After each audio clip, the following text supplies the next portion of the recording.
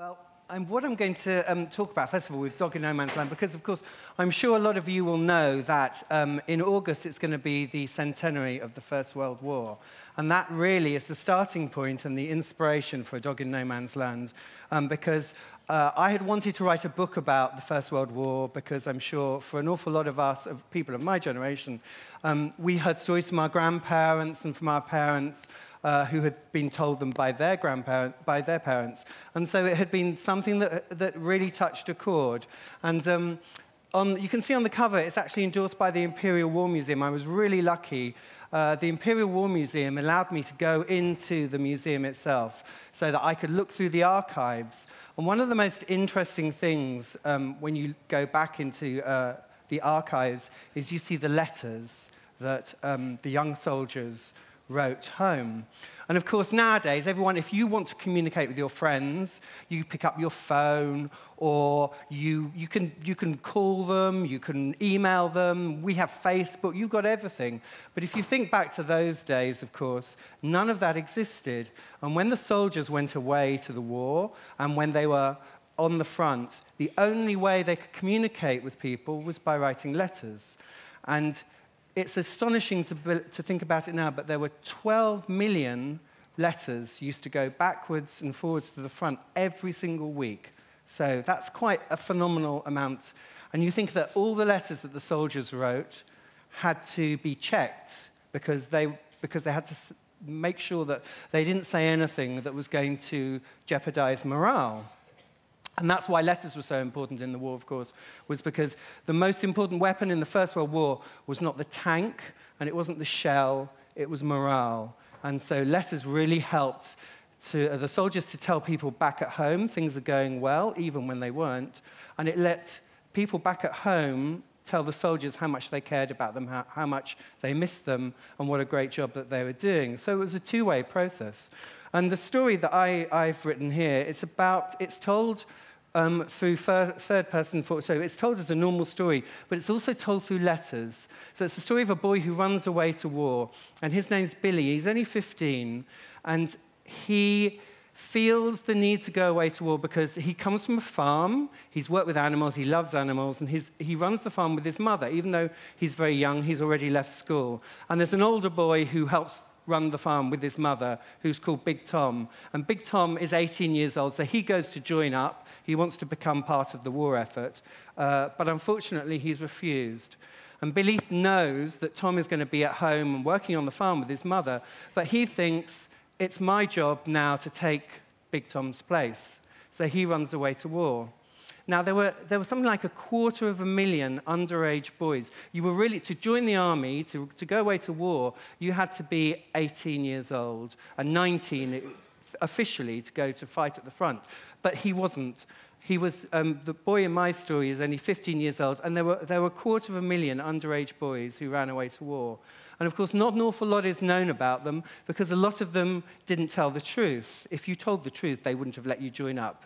So they actually, lots of them gave false names, and lots of them went away, and their parents had no way of trying to get these boys back once they'd gone away to war. So my story is that Billy runs away to war, but of course, once he gets there, he wants to communicate. He wants to write to his mother and tell her how things are going. And so he starts writing to her in letter form. And throughout the book, you can actually read the letters that Billy and his mother send to each other. So it's a really nice dialogue that's going on. So not only have you got the story, but you've got the letters. But the headline, of course, is Dog in No Man's Land. That's the title of the book. And what happens is when Billy runs away, he's really lonely. And one of the key factors of the First World War was the sense of camaraderie and the sense of friendship in the war. So lots of, there's Billy and there's Lord Kitchener, whose message, of course, was, your country needs you. And that's why that message went out to a lot of men and encouraged men to join. But of course, those younger boys, they felt that message just as keenly too. And they were the ones who also joined up. So Billy runs away to war, and he befriends another boy called Alfie, who very, very quickly realizes that Billy is an underage soldier. And the reason why Alfie realizes that Billy is underage is because Alfie is underage himself too. And Alfie is an artist, and he draws pictures, and lots of the pictures that you see in the book are pictures that Alfie is supposed to have drawn. When they go away, this barn is in France. So one of the first places that they end up is at a barn, and they've just arrived. They're young boys, and they think they're going to have a bit of a kick around. And Alfie goes off to try and find some other friends so that they can play football. But in the meantime, Billy notices something in the corner. And because he's come from a farm, he knows the farm environment very well. And he thinks that, he's not quite sure, he thinks it's an old pile of rags. But of course it's not. What it is, it turns out it's a puppy. And because he's been brought up with animals and he cares, when Alfie comes back, Alfie thinks, oh, it's nearly dead. But it's Billy's instinct, really, is to look after the puppy and to take care of it. So he finds himself, well, it's a little mongrel, really, but he finds himself in a position where he becomes the puppy's guardian.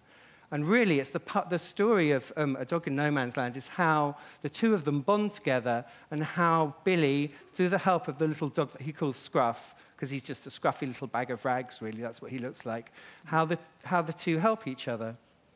And finally, of course, Billy has to go over into no man's land. He's finally, he has to go and fight. And that's the moment when the two become separated, and Billy and Scruff have to, Billy hands Scruff over to someone else to look after him. And it's a really sad moment in the book, but it's a moment, I think, that happens an awful lot. When you think about the First World War, there were lots of mascot dogs that people took over there. There were dogs that were also sentry dogs. There were patrol dogs. So dogs were really important. Lots of them had different roles. And again, I was talking about morale, and the fact that there were dogs there, those mascot dogs helped people, they helped keep up their spirits. But after Billy and Scruff become separated, Billy actually stays with Scruff, and he becomes an ambulance dog. So he actually has a role in the war. Now, what ambulance dogs did was they used to go out into no man's land when it became safer, and they would find soldiers who had been injured and who were still alive, and they were trained to actually pick up something from the soldier, and then they could bring that back. And that would then alert the Red Cross or the medical corps that there was someone out there who was still alive. So sometimes they would bring back a hat, and sometimes they would bring a tobacco pouch, but that's how they would tell other people there was someone out there who needs their help and is alive. And those dogs perform that role. I mean, they were terribly brave because, of course, they were still being shot at. It was still a very dangerous place. But they saved hundreds of lives. And it wasn't just the people whose lives they saved, actually, because a lot of soldiers, on their last moments out in no man's land, because, of course, that's where thousands of soldiers died, those dogs would go, and some of them would actually stay with those men and would comfort them in their very last moments. So those dogs just perform the most fantastic function, really. So after Billy and Scruff become separated, that becomes Scruff's role, is to become an ambulance dog and to seek people out and to look after them. And I think, actually, that's probably one of the, well, actually, it's mirrored in your books, too, isn't it? Yeah. Megan? It's one of the most important roles that they could have had out there, too. Okay. Shall I? Yeah. Thank you very much. Thank you. I just want to ask you just a couple of things quickly, Damian, before Megan does tells us about her book. One of the things that I think is really strong in this brilliant book of yours is, as you said, there are lots of young people who, even though they weren't old enough, really wanted to go out and fight. And to me, or to maybe us, the idea of really wanting to go out and fight seems extraordinary. And something which I think is really beautifully done in the book is the tension between, the kind of conflict between people who want to go because they want to be heroic. They don't want to be, you said Tom isn't able to go. No. And he's accused of being a coward and that kind of thing. And there's a tension between wanting to go because it's a heroic thing to do and you want to serve your country and you want to be a hero. And at the same time, you get there and it's really horrible. I mean, the descriptions of the trenches and things. Yeah. The reality is very different, and that I think is a very important thing to be doing with the story. Well, of course, at the very beginning of the war, everyone thought the war was going to be over by Christmas. So it started in August, and they had said it will be over. So people were very, very keen to join up. And they had this fantastic scheme for, it was called the PALS scheme, where different areas all over England and the UK would have their own battalions, which they then sent. And they were composed of people who knew each other already. So that idea of friendship and comradeship really did carry an awful lot of people through the war.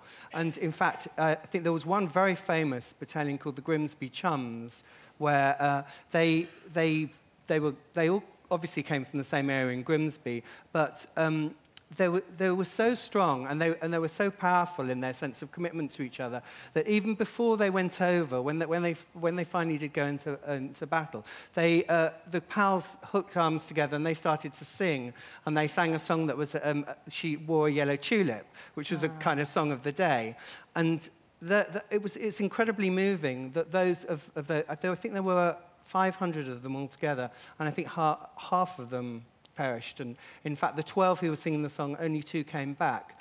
And that sense of missing and being strong for each other, that sense that you can carry each other through, was something that hadn't been seen before. It really was friendship on a whole new level. And that's the boys in my book, really, because for us, we all have friends and we love having our friends, but you realize that in these most atrocious, appalling conditions, those friends become a complete lifeline for you. And I guess the boy in my book, Billy, he's really lucky because he has both Alfie, his friend, who's the boy who draws pictures, and he actually draws pictures of Scruff for him, and he has Scruff too, and it's those two that really carry him through and make it what's a really horrendous experience bearable.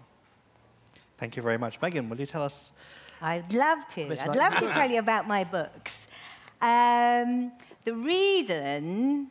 Oh, I'm going to tell you, I've got 3 books set during World War II, and I brought along a few things for you to see, and you're welcome to have a look at them after if you like.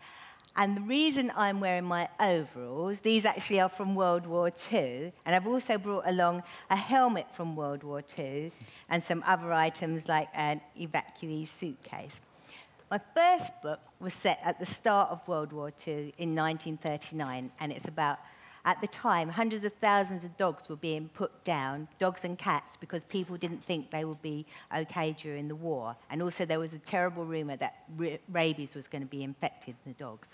And so hundreds of thousands of dogs got put down, and that story is about some dogs who escaped from that, 2 dogs and a cat who escaped from that and made their way down to Devon to be with the children that had been evacuated there. And this is my evacuee's suitcase. And then the Victory dogs, that's about 2 puppies that are born on the London Underground during the Blitz. And the Bomber dog is about a parachute dog. And in World War II, modern-day parachute dogs, they're sent down with their handlers with a muzzle on and strapped actually to their handler. In World War II, that didn't happen. The dog just went out of the plane by itself. And there's some really good footage. When you get home, if you go into Google, you can see some Pathé News footage of these dogs actually coming down from the plane by themselves. It's amazing. Yeah. But this one, my newest one, is called A Soldier Friend, and it's about a dog and a cat who are best friends and get sent to the front together. But as well as the overalls and bringing you things to see, which I do like doing, my main inspiration for the books is my dogs. Would you like to see a picture of my dog? Yeah? This is my dog called Traffy, and as you can see, she's very cute, and here she is as a puppy. She was the tiniest one in the litter, and they said, would you like this one? And we said, yes, please, and that's the one we've got. See the one with her wearing her boots? Modern-day search and rescue dogs do actually wear boots because they need their paws protected when they're going into war zones, because if they tread on a rusty nail or a bit of broken glass, they could easily get their paw infected and therefore not be able to do their job. But Traffy was actually just wearing them because we were going to ski, and the snow can also hurt your paws. But she doesn't look very happy, does she? Traffy loves meeting people. She's a really, really friendly dog. Would you like to meet her? Yeah? Can we have Traffy? Would you like to come say hello? Hello. So this is Traffy, and she's a pets and therapy dog, and she comes into school with me. She can come over here and wag her tail at you. And so that's her. But I don't only have one dog. Would you like to see my other dog? Yeah, this is a photo of my other dog. Both of my dogs this morning thought they would go and roll in some muddy puddles. So they're not quite as clean as I'd like them to be when you saw them. Would you like to see Bella as well? This is my dog Bella. Can I have Bella too? Hello. Right, this is Bella. So these are my two dogs, and they inspire me all the time with my books, because with the dogs, you get to have lots of realism. I'm just going to show you one of Traffy's favourite treats. Here's a treat for Traffy. Yeah? Do you want one as well, Bella? Here's one for Bella. Traffy and Bella are the best of friends, which is what my Soldier's Friend book is really about, two animals that end up being best of friends. Here they are at the seaside together. And Traffy's 6.5 and Bella's only 3. So when Bella first came, she was very much in Traffy's face, and Traffy wasn't too sure about her. But now, absolute best friends. Every night go to sleep together, love playing together, and all good. In fact, both of them now are wrecking my garden. All you can see in that photo is Bella's bottom as they both dig. I'm going to let them go off stage now, because it will put me off otherwise. Would you like 2 dogs back so I can carry on? Thank you. Before I had Traffy and Bella... She can stay, I suppose. No. Before I had Traffy and Bella, I used to train assistance dogs, which is how I got interested in dogs and the different amazing things they can do. And that top shot, that's of one of the dogs I was training for helper dogs. And we would train dogs for disabled people. And in this photo, she's obviously getting out the washing. And if you imagine, if you're a disabled person in your wheelchair and you've got to stretch really far to get your washing out of the machine, it can be an awkward thing, and you don't want to fall out of your chair. Same for if you're trying to pick up a pencil. It can be really awkward. But for a dog, not awkward at all. Plus, dogs love doing it. As long as you're kind of like saying, yay, come on, let's do this. Dogs are more than happy to do it, more than happy. That one there, Emma, she didn't just used to get the washing out for me. She also used to get the pegs out of the peg basket. And I'd say, peg, Emma, and she'd run over to the peg basket, grab a peg, come back to me. I'd clip the washing. That one there, that shot there, that's Traffy helping with the washing. Obviously not the way to dry the washing. Not helpful, even slightly, to put your little teeth on my sheets and try and dry them like that. The other photo is Freddie. And the other thing dogs need to do if you're going to train them as assistance dogs, and also military dogs, and all dogs that you need in the services, you need that dog to start being able to think for itself, to kind of get used to doing different things that a normal dog might not need to get used to. And so in this photo, Freddie's getting used to going in the supermarket, because when he's a fully trained adult, he will be going into the store with a disabled person and helping them to get items off the shelves that they can't necessarily get themselves. The only problem with teaching your dog to be a super smart dog, which isn't hard at all, is that by the time they're an adult dog, they know really well where bonios and gravy bones are in the supermarket, and so your trolley might have some extra items that you didn't intend to have. I wrote my first book, which is for grown-ups, about the dogs that I'd trained and the funny things that had happened and the things we'd done. And when Puffin read that, they said, could you do some books for us about some amazing dogs? And so then we had a chat about what kind of things we could have and really showcase some amazing things these dogs had done. And obviously one way to show was with the war, when dogs were really called upon to do lots of extra helpful things for us. And so in The Great Escape, one of those dogs ends up being a search and rescue dog. I'm particularly interested in search and rescue dogs because that's been more of my modern-day experience I can translate back to World War II times and how they must have trained them. Because sometimes we think with military dogs that people are needing to be really strict and boss them about, and you've got to do this and you've got to do that. But if you're going to do that with a dog, you're not going to get the best for them. And like in Damian's book, when they're expecting a dog to come and help, to come and find people who are injured whilst being shot at. If you haven't treated that dog well so that it knows there's a good reason to do that, why should it? If it's being shouted at and being treated badly, no reason to go and help somebody. So when last week we were at Shrewsbury Book Award Festival and they brought on a military bomb disposal dog, a little spaniel, and you could just see, yes, he can do amazing things, he can find bombs, he can help you sort out this stuff, but basically he's a dog who likes a ball more than anything. And that helps with our training, that we just remember mainly they're a dog who want to have fun, and that's how we get them to learn. And then victory dogs was the blitz, and then bomber dog, like I said, was the parachute dogs. And then in A Soldier's Friend, I really wanted to have 2 pets that were absolute best of friends, like my Traffy and Bella. But I also wanted, sorry, you can't see, shall I move over a bit? I also wanted them to have a cat and a dog this time, and for the dog to be a similar size to the cat.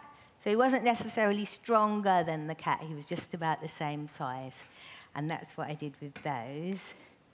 And I wanted them to be best friends. So I looked at lots of slides for best friends.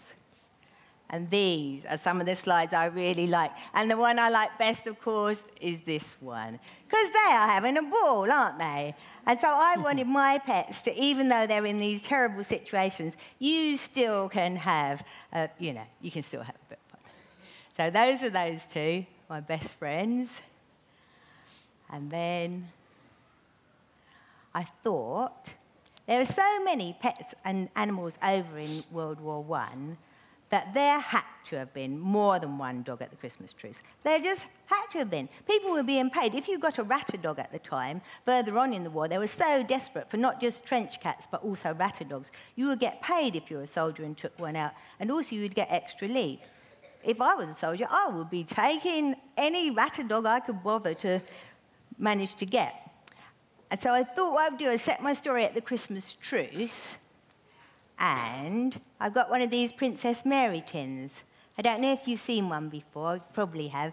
Princess Mary tins.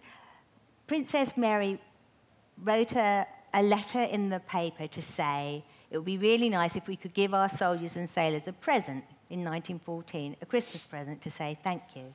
And everybody thought, yeah, OK, we'll try and help that. And so they put in little bits of money here and little bits of money there, and they had fetes and things. And it just exploded. And so by 1914, 400,000 soldiers and sailors were able to have a Princess Mary tin. And inside the Princess Mary tin, there would be a little tiny Christmas card and some photos. You're welcome to look at this at the end, by the way. Photos, and because lots of people smoked then, there would be tobacco, but also sweets for people who didn't smoke. And at the Christmas truce, on the morning of the Christmas truce, when the soldiers were meeting up and swapping things with each other, some of them would be given some of the things from their tin. Not the actual tin itself, of course, because that's too special. They would have wanted to keep that. But maybe a sweet or 2, or maybe swap a button. And the other thing I've brought to show you, which I should have shown you when I got Bella in, is this ball. My dog Bella loves playing ball, but her best friend is a guide dog. And he can't play with tennis balls because he chews up tennis balls. And obviously, if you eat a tennis ball, it's really bad for a dog. The stuff inside them, really bad.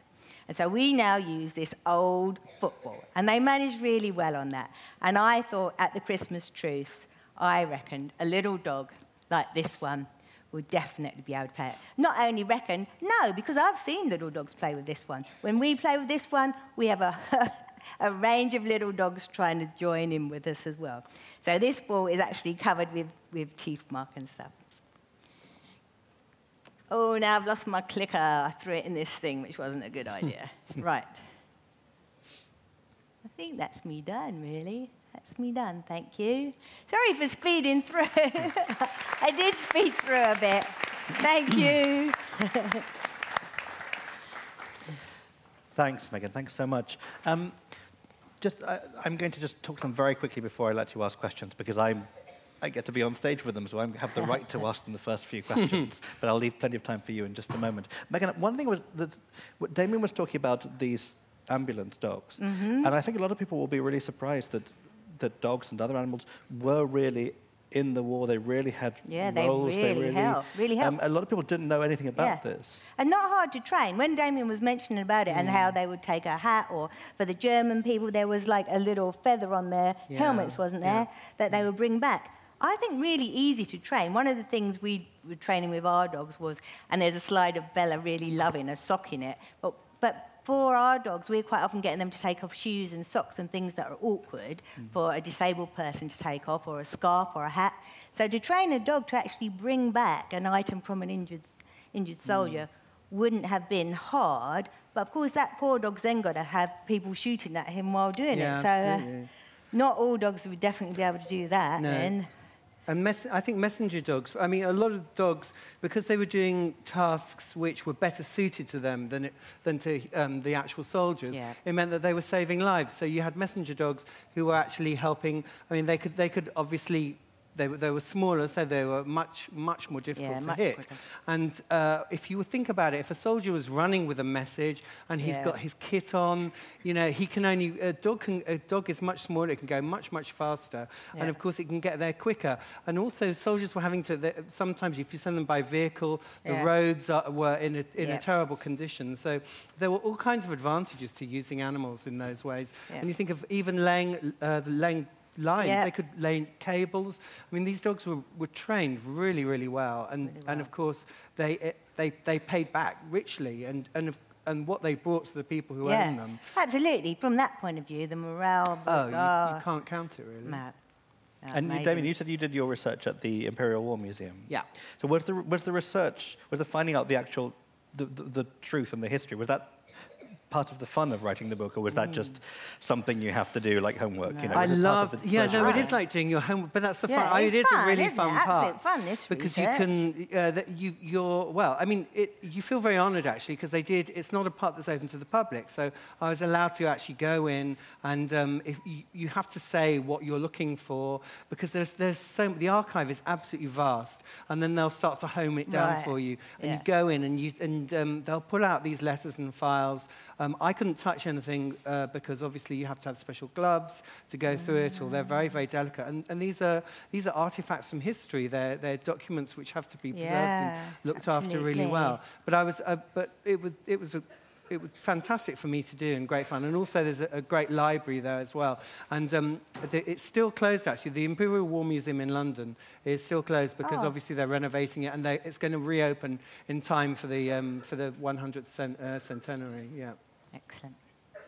Do you do sort of historical research, Megan, as well? Because it feels... You have to do tons of historical research. If you don't do the research, people are going to write in and say that wasn't right. But it also, It's fun. And also, we need to honour the people and the animals involved. So why wouldn't you get it as absolutely right as you could? But also, when you're writing, you don't want people to notice all the research you've done. No, you don't want it to feel like you've written a history book with lots of facts and lots of dates. It has to feel like it's completely a natural, true story, right? Yeah. You can go Which isn't hard to do, is it? Because our characters that we're writing about, they take over, don't they? Yeah, absolutely. And their stories. You could go on and on doing the research. There comes a time when you realise, you start to get to know your characters, and then when you start to write it, of course that's the fun part, when everything starts to come together. But I think if you haven't done your groundwork, if you haven't done your research, it's going to show very quickly. Yeah. It has to be right. But is it they wouldn't publish it. No publisher these days would publish something that wasn't properly researched. But it's then the character that becomes the thing that you get to kind of go free with and go to travel with. You have a character which is strong, and you get to follow them. Different characters whose eyes you're seeing the story through, absolutely. They're the ones that start to fly. So you've had the kernels, and then everything starts to come together. You get to know them, they're getting into these situations. And of course, your characters always surprise you a little bit, because sometimes, just when you think you know them back to front, they do something that you think, why are they doing that? You mean you may plan for them to do something, you may plan the book in a certain way, and then the character goes, I'm not going in there, I'm going over here. Yeah, absolutely. It veers off suddenly in another direction. And you have to go with your story. You have to be true to it. Yeah. So when you start writing, do you normally know how it ends, or do all these things just happen by surprise? No, do you get taken by surprise? These days, I have to know how it ends. I usually start off with one line idea. Two best friends get sent to the front in World War I and then expand it and expand it. Yeah. But, I always know. Yeah, I'll have an outline so I know exactly how it's going to go. Yeah. But it's getting there. That's where you start going off in different directions. Yeah. And and we can sneak in a little tangent or two along the way. Exactly. Yeah. So I think I should probably. There are lots of you, aren't there? I think we should let you ask some questions, shouldn't we? Okay. There are already some questions. There are. Great. We have microphones. Brilliant. We'll have, I'm just going to point generally. There's one on the, I think, the fourth row here, and then we'll take a couple up front, and we'll just move around. Who's better behaved, Traffy or Bella? Traffy. Bella this morning thought the best thing to do was lie in a muddy puddle and get her tummy all muddy. Yeah, Traffy's better behaved, but Traffy also, if she gets a chance, would like to go in the mud. They both like mud very much, and rivers, and yeah. Which one looked the best behaved? About the same? Yeah. Traffy's 6.5, and Bella's only 3, so Traffy's a little bit older as well, so slightly better behaved, yeah. Damien, you have a cat whom you I have a cat. How well behaved your cat? I feel like a fraud. I don't have a dog, I'm afraid. And in fact, when I was younger, is anyone out there, hands up if you're allergic to dogs. Is anyone allergic to dogs? No. Oh, there, someone's allergic to dogs. You see, when I was younger, we had a dog. My sister, one of 4 kids, and my older sister absolutely loved dogs, and we got a dog. And then I became asthmatic. Oh. So, unfortunately, the dog had to go, and it was so sad. And my sister said, "Can't he go? Yeah. Why do we have to lose the dog?" But anyway, she did get the dogs later. And the good thing is, as I got older, here's something good for you if you are allergic to dogs, is that I've grown out of it. So now, you're fine I'm fine with Traffy and dogs now. Bella, yeah. It's great. So I'm about... Which is just as well, because... Which is just as well, yeah. Or well, yeah, take me back to age 7, and I probably would have been needing a nebulizer by now. But it does mean, so I'm going to get a dog eventually. Very soon, within the next year, I think. Brilliant. Okay. So next time at Hay, you're going to be... Bringing a I have my own dog, yeah. It's going to be bigger than yours. Yeah, we can have more dogs. That's okay. I don't now, care. children, 3 now, dogs stop sounds it. good to me. Yeah. 3 dogs will be fun. So badly behaved, these writers, aren't they? Here in the front. What inspired you to write stories about the war? Who are you asking? Are you asking Damien or are you asking me? Or are you asking us both? I think both of you. Both. What about you Okay. first, Megan?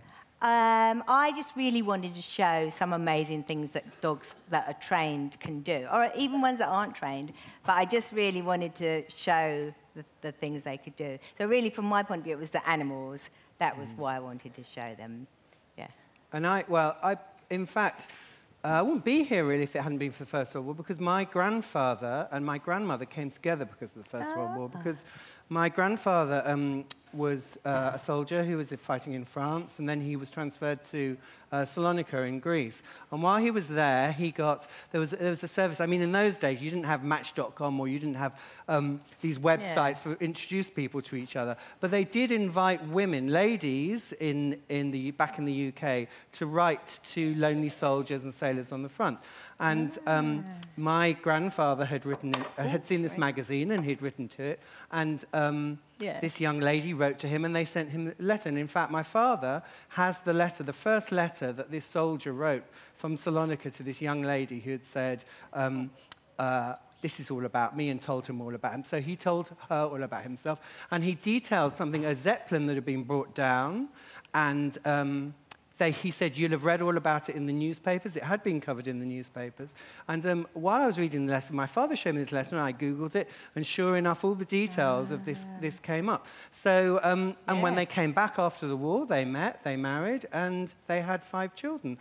My father's the eldest of those 5. So that was very personal to me. Yeah, lovely So I knew the whole thing had brought them together, really. It's funny because I think we think of the First World War being because it's history. So we think of it being like a really long way away. Yeah. And it's amazing having kind of direct connections. It's only a generation, then another generation, and you have these real artifacts that connect us to both of the wars. We have another one in front here, and then we'll take one on the wherever it is there. Okay, so we'll just here front and then that one. Okay. What was the trickiest book to write? Was the trickiest? What was the trickiest book? Trickiest. Oh, always, for me, it's always whatever one I'm working on at the moment, and I'm working on one about an assistance dog at the moment, an assistance pup called Hero Pup. That's my trickiest one, because I'm in the middle of it and needing to finish it by the end of May, which is a bit soon. How about you? 4 days, I believe. Yes, a little bit. So I'm going to be working really hard over the next few days. Not much sleep happening. Yeah. I found this track quite this because the details. I had to make sure that everything was right, and I had to make sure that it also went back to the Imperial War Museum for someone there to check it. And there were a couple of things that I had got wrong, and it's actually that learning process too, where you think you know about something, and someone who's an expert in the field says, actually, that's not quite right. And so that's why, so everything and that can be a tricky process sometimes, because then you've got to go back and you've got to edit it. But I think it makes your book better in the end. So being a tricky book is sometimes a good thing, I think, really. Yeah. Thank you. The microphone's just there, and then we'll go a little bit further back on this side. And we'll come back up front again. What was the most interesting dog story you found? The most interesting dog story you found? I found or wrote? Found. What am I reading at the moment? Can't see who's asking. What were you asking, sorry? What was the most interesting dog story you found out about the war? About the war. I can't think of one about the war. I can only think of real life one. My auntie told me that when she was little, she had a dog and a cat who were best friends, and the dog went blind, and so the cat had to be the guide cat for the dog. And in my story, that's what happens. The dog goes blind for a little while, and the cat's his guide cat. But I can't think of one from World War I off the top of my head. I've read quite a lot of the stories. I mean, a lot of the stories where they keep the dogs as mascot dogs, and they start to decorate them, and they take them out, and these dogs, and when they came back, they became huge heroes. Actually, sometimes they became quite famous. And there were lots of stories like that. I think those are the most interesting ones, where the dogs make it back, and everyone's very happy. Yeah. Thank you for that question. The microphone is now just there it is on the aisle, and then we'll come here in front. Megan, out of all your books, which dog is your favourite, or cat? Out of all my books, my favourite dog, and not including my one for adults, because that's my memoir, so that's about real dogs. My made-ups, my children's books, my favourite. I think really my favourite is Howl in the Victory Dogs. Because when Bella was a little tiny puppy, she used to do this cute howl. And I used to be able to hold her in my hands like this, and I'd go, ooh, ooh, and she'd go, oh, oh, and she'd try and howl back. And every time I read about him in the book, it's like, reminds me of her. So, yeah. Thank you. Here in the front. Did you do your own illustrations? Oh, no, I didn't. For my book, it was a guy called Gary Blythe who, Why the Whales Sing. There's a very famous Kate Greenaway book which he illustrated.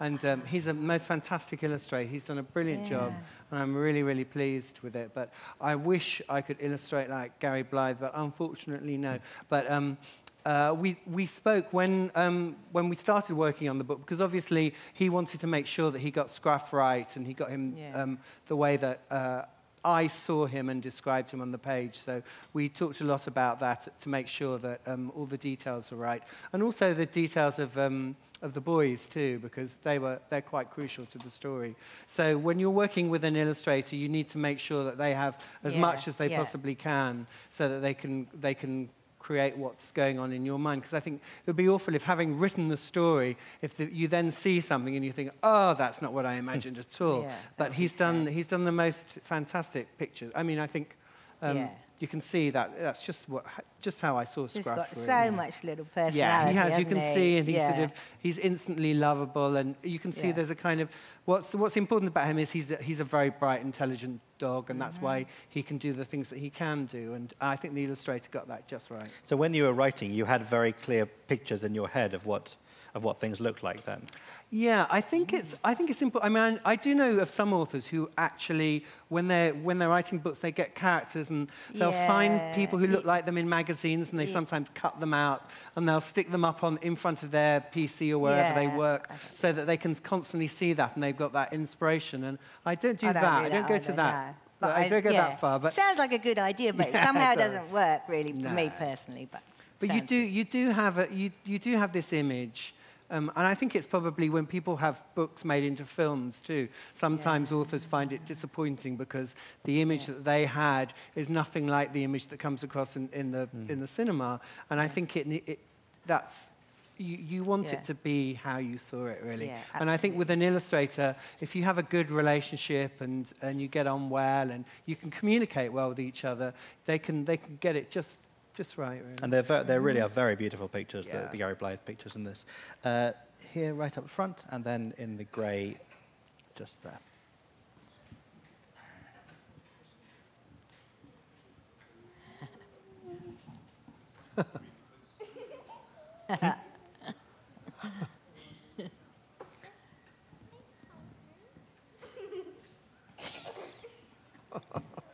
Shall we come back to you? Or, I'm still thinking about that question. You can think about the question. We can come back to you later if you want. We have, I think the other microphone is up there. And then we'll come Which is the longest story you ever wrote? Who's asking that? Wave your hand. Okay. Do you want to... Damian would like to ask. The longest... I think my last... Not this one, the one before, Life Interrupted. That's the longest one that I've ever written. What about you? I think my adult book is about 90,000 words, and that is the longest book I've ever written, and the longest book I'd ever imagined writing. And that was a big effort. Yeah. You say that like you're thinking, I'm never going to do that again. I like doing my ones of 40,000. I'm not really tempted to do another 90,000 at the moment, so yes. I might do another one, but not for a while. That's a marathon, it sounds It was like a bit of a marathon, yeah. yes, yeah. The microphone is just here somewhere. Are dogs still used in wars now?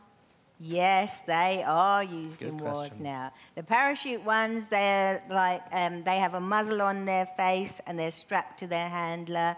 Only last week, the week before, I met a bomb disposal dog who'd done 3 tours in Afghanistan. Definitely used now, aren't they, as well? Yeah, and they have I don't know if you know, but there's a special medal that they award to animals too, called the Dickin medal. Yeah. And it's been won by, it's not just dogs either, it's...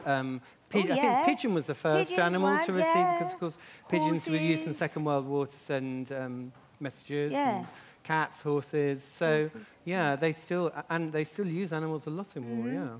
Yep. Thank you. We have 2 here, in fact. Let's take these 2 questions together. When you plan your stories, when to start, do you ever change them when you've finished? Who asked that question? Sorry, Daniel was pointing and I couldn't see. So it's just down here in the second row. When you plan your stories... Do they ever turn out as you thought they would when you finished them? Yeah, they do quite... A soldier's friend very much did. I knew that I wanted my cat and dog to be over in World War I and come back at the end. And also I wanted... Because Traff is a pets therapy dog, and I was very interested in how the animals sometimes help boost the morale of soldiers, and also soldiers who'd got shell shock. I was interested in all those bits, so it didn't change ever so much this one, because I just knew what I wanted to do with it. Do you ever, in the sort of some years later, because you've both been writing for a few years, do you ever look back and think, I wish I did that one a little bit differently, or I wish I'd killed off that character, I wish I'd made that character survive? You always think you can make... I always see things that I would do differently, now. And I think in a way, it's a bit like that moment when you have to, when you've written the book and you have to hand it in, and it's like letting go. You don't quite want to let go because you think, oh, there might still be things, but you have to let go at some stage. And I think you could always go back over your work. Yeah, we could forever, couldn't we? Yeah, but... I find it really weird how if you don't read your book for about a year... It used to be that publishers took so long to publish them, it would be like 18 months or a year before it came out. And by the time you'd read the actual book, it was like did I really write this? Is that a good feeling, or do you think... It was always a good. I'm quite good. It was quite good. It was like, who is that yeah. clever person? That doesn't sound like me. And I think sometimes, I know that when I was writing Life Interrupted, it did go, the story started to go in a direction, or there was something I thought was going to happen, and then because of a little twist and turn it took, that wasn't going to be possible anymore. Right. And so many people said to me, I thought this was going to happen in that book. And I said, well, so did I, but that's not the way the story turned out. We have Mikeman just here up in the front, and then back here. Which book was your most popular? Who are you asking? You're asking I think Damian or me? Let's or go. both of us? Damian. Oh, well, Life Interrupted probably is my most popular, but I did write a little... I wrote a picture book years ago for my daughter when she was very small, called Selfish Sophie, and because she was very selfish actually. She wouldn't share anything with anybody, and I thought, oh, that's a good story. So I wrote this little. It's like a little early reader, and that's still out there, and it's still in libraries, and people take it out a lot. Yeah, so there you go, Selfish Sophie. Excellent. That's probably more popular than Life Interrupted. That's okay, isn't it? We don't mind. we have another question here, then I'm going to move right to the back. I'm not ignoring everyone at the back, I promise. Okay. Where'd you get your ideas from? Where'd you get your ideas from? Damian, you can go first. Well, that's always a tricky question because I think it's really hard to put a finger on it. You can get ideas from anywhere and everywhere. Yeah. Sometimes you can be watching the TV, you can be out in a museum or a gallery, you can be doing anything. You could be just about to go to sleep at night and something will pop up into your brain. So I don't think there's ever one particular place that I can say, absolutely. that's how I start a book, because it doesn't work like that, really. I wish it did, because that would make it an awful lot easier, wouldn't it? You go and sit in that chair, that's your ideas chair, and everything would flow into your brain, and there you go, off you go. But it doesn't really work. You see, you have to, and I think in a way, you have to be very receptive to what's going on around you. And I think if any of you out there are thinking about writing books and writing stories, sometimes it's the strangest little thing that will make you think, oh, that would work, that would make a good story. And it knocks something else. So I think really the ideas are all around you there. It's up to you to try and pick them up. And so many ideas, more than we could possibly ever write in a few lifetimes, which is exciting. Just choosing which one never to do. Never going to run out. Right in the back row there, and then the microphone's down here. Were you good at writing stories at school? Was I good at writing stories at school? When I was at school, I loved writing stories, but I wasn't very good at reading initially until I caught whooping cough, and I had to have a whole term off school. And so while I was off, and I had to stay home because I was infectious, and while I was at home, my mum used to go and get me all the library books she could every week and bring me them home, and I would read them. And by the time I went back to school, after having a whole term off, I was a converted reader and loved reading. And I'd gone from, when we did our exams, near the bottom of the class, very naughty person who didn't like doing their work, up to nearly the top of the class. And always loved writing from then on. But the reading was a little bit more tricky for me. So, yeah. Do you like writing and reading? They're okay. They're okay. Good. Well, in fact, I can remember writing a story. You know, when teachers would say, what do you want to be when you grow up? And I remember writing a story when I was about 8, saying that I wanted to write books for children. And so I think, although it took me a long time to get around to doing that, because I used to work in advertising and as a journalist, and so it took me a while to get to the point where I did write those books for children. But I can remember thinking about it then, and again, for me, it was reading. Reading is always what kickstarts you, really. Yep. That's the thing where you start to read someone else's work, and you start to immerse yourself in those worlds, and you think, oh, wouldn't it be great if I could do that too? And English was always my favourite subject at school. I loved it. I loved writing stories. So it's something, I think if you're good at it. But if you're not, I don't think it's something to put you off, because an awful lot of children's authors too say they didn't start writing stories until it doesn't matter what school. Age or when or how. Just worth giving it a go, though, yeah, isn't it? Exactly. Because it's so much fun. Absolutely right. The microphone is just there, and then we'll take the other question on the back row. How long does it take to write a book? Ooh, that's like how long is a piece of string question. Yeah. Sometimes they can take as much, well, for me, as much as a year, really. Because I'm not always, if I had enough time just to concentrate just on the writing, I'd probably be able to do it much quicker. But because I'm doing other things at the same time, they can take me a year. But I think Dog in No Man's Land I had to do much quicker than that because of having to get the research done and doing it really, really quickly. So I think that was more like a few months. Yeah. I think usually my Megan Rix novels, they usually take about 3 to 4 months to write. But then I am full on doing them at the time. So, yeah. And then there's time editing and going back over it. Yeah, all that, yes, as well. So that's just for the first draft, usually. Yeah. We have, yes, I think we're in the back row now. Did you have any jobs before being an author? Ah. Yeah. Yeah, I did. Yeah. What did you do? I've been an extra on the Harry Potter movies. I was a muggle with, I think I was a chicken farmer because they put my hair in loads of plaits and gave me Wellington boots to wear and a horrible old cardigan.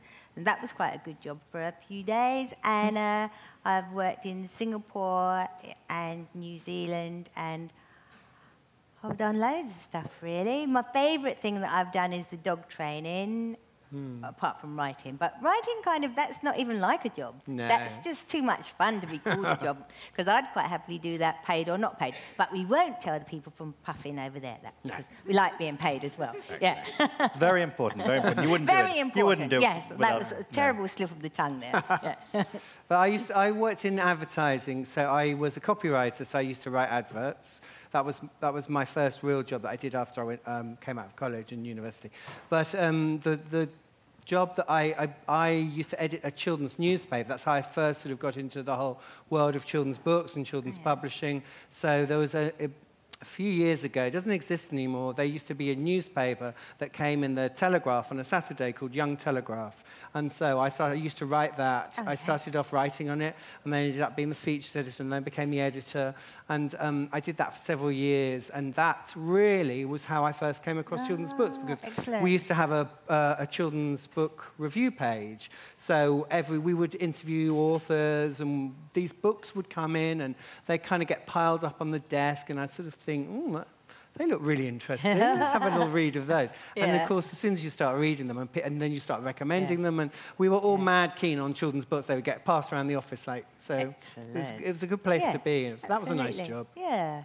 That sounds fun. We're all quite jealous of that one now. I like that. We have time for a couple more. We have a microphone here and then there, and then we're probably going to might have to stop. Have you ever thought about writing about different animals? Is that for me? Yeah. Yeah? I write under 2 names. I write as Megan Rix, and I write my dog books and my cat books.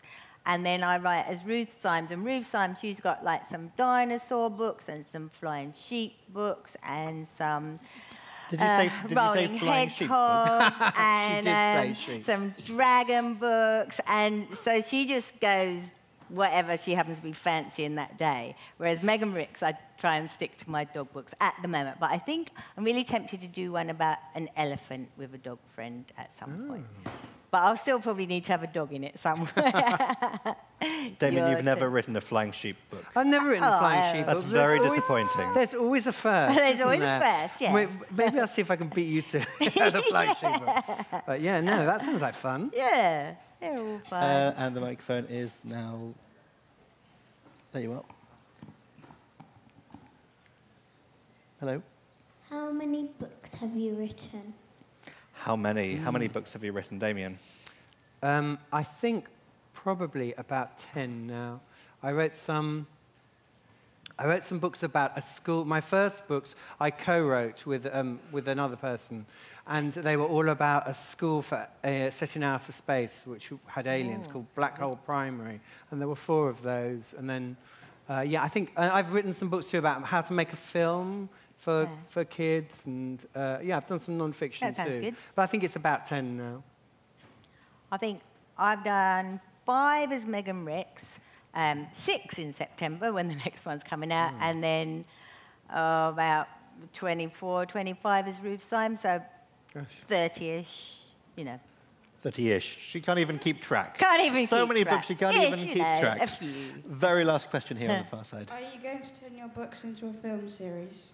We don't mind, do we? We wouldn't do mind. that. If Would Steven you like to, Spielberg wants to phone us up, Yeah. we would take the call. Receptive, yeah. Yeah. You say, no, Stephen, I'm not interested. I don't want We're I don't want far to be too busy writing the next book. That might be the response. But yeah, it would be nice. I think yours would make great movies. We wouldn't mind they? at all, would we? Yeah. No. Or even TV. Even TV would be brilliant. I've had a few books at option for films and TVs, and it's been really exciting, and I've been sure they're going to come out. And now my view is I'll believe it when I see it. But I don't mind being option for them. But it's all fun. But yeah. That happens a lot. I think lots.